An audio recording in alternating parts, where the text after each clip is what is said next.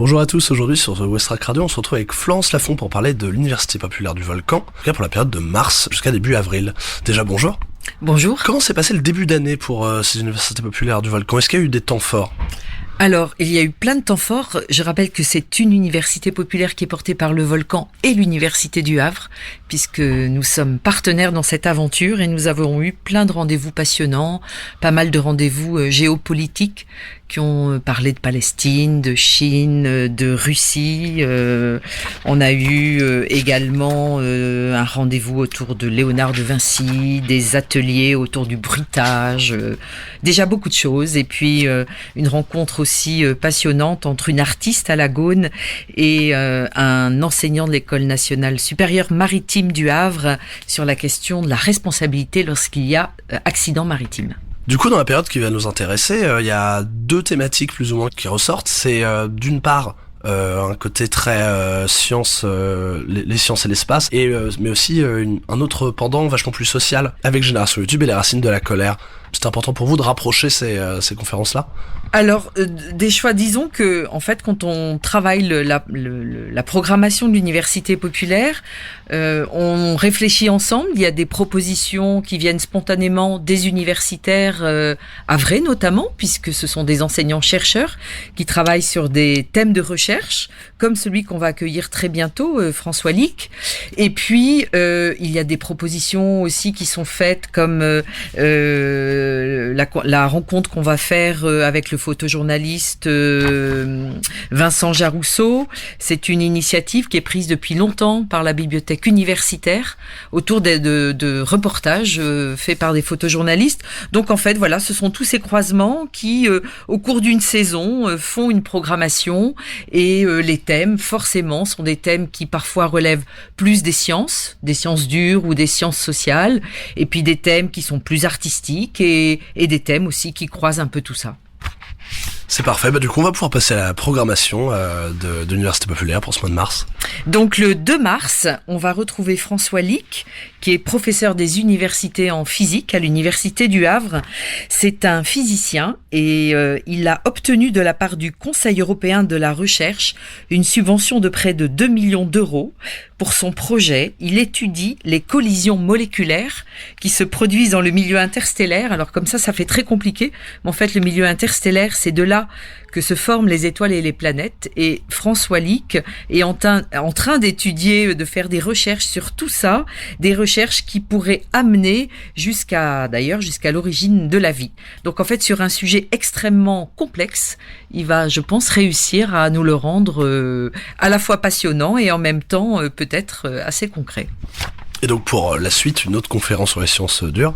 Alors on reste dans le cosmos en fait, et une semaine après, on fait ce qu'on appelle ces regards croisés qu'on affectionne particulièrement au sein de l'université populaire, parce que ça renvoie à la fois au Volcan et à son côté artistique, à son activité artistique, et à l'université avec le côté enseignement et recherche. Donc on reçoit Alain Sirou et Thierry Ballas. Alain Sirou, il est directeur général de l'Association française d'astronomie. Il est consultant scientifique à Europe 1. C'est un passionné de tout ce qui est aventure sur la Lune.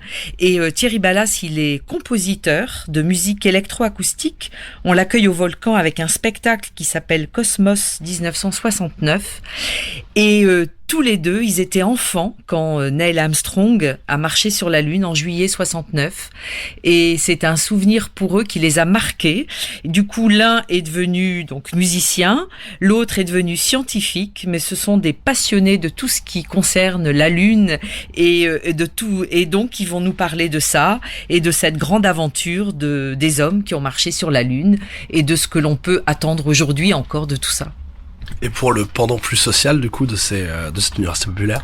Le 16 mars, on reçoit donc le photographe Vincent Jarousseau. Alors il est historien. Et en même temps, il est photojournaliste. On a souvent l'habitude de recevoir des photojournalistes qui font des reportages un peu aux quatre coins de la planète. Et Vincent Jarousseau, lui, il a fait un reportage beaucoup plus près, dans l'une des villes les plus pauvres de France, Denain, dans le Nord. Et il expose à la bibliothèque universitaire son travail. Ça s'appelle Les racines de la colère. C'est exposé tout au long du mois de mars et du mois d'avril. Et au cours de cette rencontre avec Alain Frilet, qui a travaillé pour les agences photo Magnum et Gamma, et puis Arnaud Lemarchand, qui est professeur d'économie à l'Université du Havre.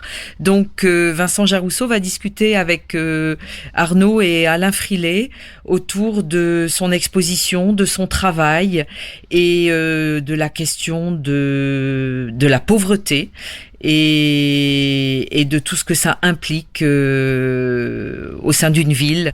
Parfait. Et pour la suite ? Le 30 mars, on va aborder le thème des youtubeurs, puisque ce sont des influenceurs qui ont un impact de plus en plus fort sur les adolescents notamment, et les pré-ados.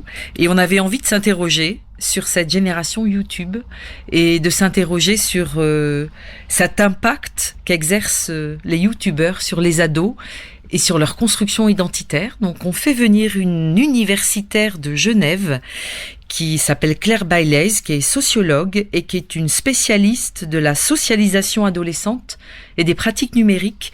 Et ce qui est très intéressant, c'est qu'elle vient avec une youtubeuse qui s'appelle Carolina Gonzalez, qui a sa chaîne YouTube. Et voilà, je pense que ce sera une intervention tout à fait passionnante sur un sujet qui est complètement d'actualité pendant encore, je pense, vraiment longtemps. Et pour début avril, je crois que vous réservez un sujet un peu particulier. Alors, début avril, c'est un sujet qui nous a été inspiré par un spectacle que l'on reçoit au Volcan, qui s'appelle Rabudoru mon amour, qui sera joué fin mai. Olivier Lopez est un metteur en scène qui s'intéresse au phénomène des love dolls. Ce sont des poupées artificielles, bien sûr, et qui, notamment au Japon, accompagnent de plus en plus la vie des hommes. Et il a monté un spectacle, il a créé une pièce de théâtre sur ce sujet-là. Et pour en discuter avec lui, nous faisons venir Agnès Giard, qui est anthropologue à l'université de Paris-Nanterre, et ses recherches portent sur ce qu'elle appelle l'industrie des simulacres affectifs au Japon.